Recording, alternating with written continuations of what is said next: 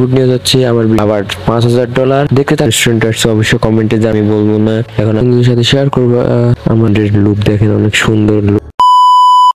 What's up guys, it's me Rashid Islam Masum. আজকে হতে যাচ্ছে ব্লগ 25 25 সেকেন্ড পার্ট। আজকে খরচ করতে চলেছি আমি প্রায় বাবার $5000 দেখতে থাকুন ভিডিওটা। আজকে গুড নিউজ হচ্ছে আমার ভিডিওটা এখন থেকে তোমরা 4টি ভাষা দেখতে পারবা, আরবি, ইংরেজি, হিন্দি, বাংলা। যারা ইন্ডিয়া থেকে দেখতেছো তাদের জন্য এটা হচ্ছে সবচেয়ে গুড নিউজ, তোমরা হিন্দিতে দেখতে পারবা আমার গাইস। যারা যারা এখন আমার চ্যানেলটা সাবস্ক্রাইব করেন অবশ্যই চ্যানেলটা সাবস্ক্রাইব করে পাশে থাকা বেল আইকনটি অল করে দিবা।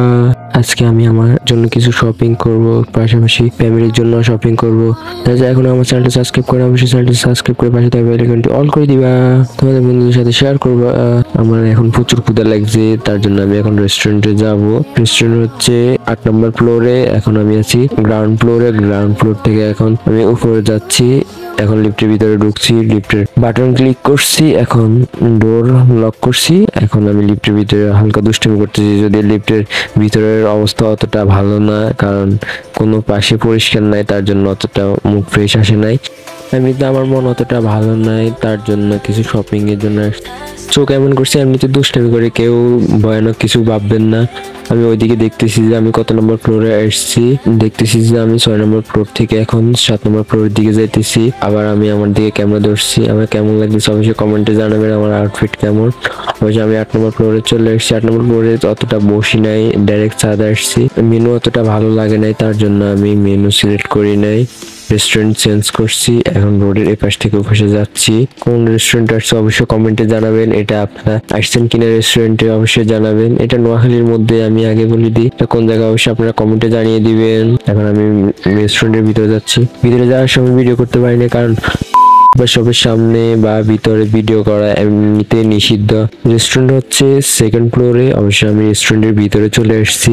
রেস্টুরেন্টের লুক দেখেন, অনেক সুন্দর লুক। আমি এখন মেনু সিলেক্ট করতেছি। প্রথমে একটা ইয়েস সিলেক্ট করছি, তারপরে আবার ওটা চেঞ্জ করে ভেজিটেবল রাইস চুজ করছি। ভেজিটেবল রাইসের জন্য আমার প্রায় 40 মিনিট প্লাস আমার টাইম লেগে গেছে এটা রেডি করতে করতে। অবশ্যই আমার কাছে চলে আসছে। এরপর আমি এটা আমি রেডি করি না, ওইটা রেডি করছে, খাইতেছি এখন। ভেজিটেবল রাইস আমার থেকে অনেক ভালো লেগেছে, যদি আমি ফার্স্ট ট্রাই করছি। যারা যারা ভেজিটেবল রাইস ট্রাই করছো অবশ্যই তারা জানিয়ে দিবে কমেন্ট বক্সে। আর ভেজিটেবল রাইস খেতে কেমন তোমরা অবশ্যই জানো, যারা যারা এটা ট্রাই করছো খেয়েছো। আমার থেকে অনেক ভালো লাগছে, তারপরেও অতটা আহামরি ভালো লাগে নাই, কারণ আমাকে এক ধরনের পাতা দিয়েছে, ওই পাতাগুলো কিসের ওটা জানি না, যদি আমি রেস্টুরেন্টে জিজ্ঞেস করি নাই। যারা যারা এখনো চ্যানেলটা সাবস্ক্রাইব করে অবশ্যই চ্যানেলটা সাবস্ক্রাইব করে পাশে থাকা বেল আইকনটি অল করে দাও, যারা পরবর্তী ভিডিওর নোটিফিকেশন পেয়ে যাও।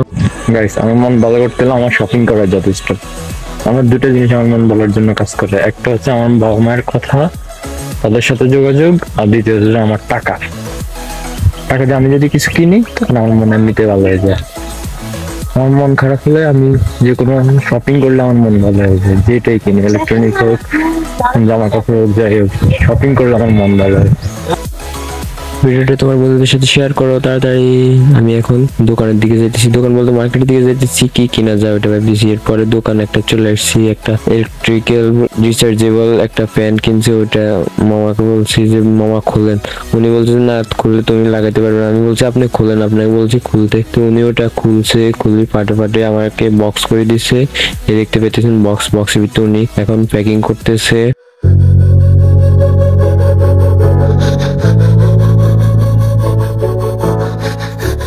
প্যাকিং করা প্রায় শেষ। তারপর আমি কনফিউজ ছিলাম কিছু রয়েছে কিনা, জিজ্ঞেস করছি ওনাকে, উনি বলছে না তোমার কিছু রয় নাই।